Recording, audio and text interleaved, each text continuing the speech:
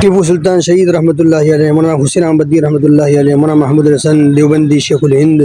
سید احمد شہید، سید اسماعیل شہید،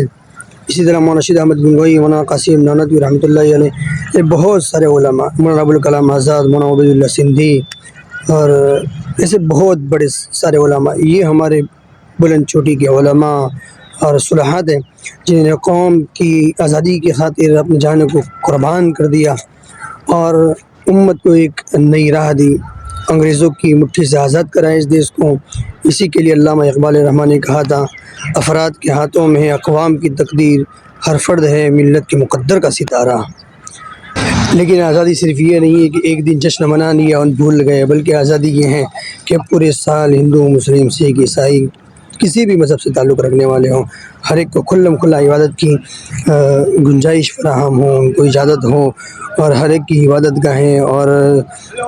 جو عبادت کی جگہیں ہیں، مسجد ہے، مندر ہے، چرچ، گرودوارا ہیں، ان ساری چیزوں کی حفاظتیں ہوں۔ یہ اصل آزادی ہے، یہ آزادی مل گئی، سمجھ لو کہ بہت بڑی آزادی مل گئی۔ اللہ تعالیٰ سب کو سمجھ رکھنے کی توفیق عطا فرمائے۔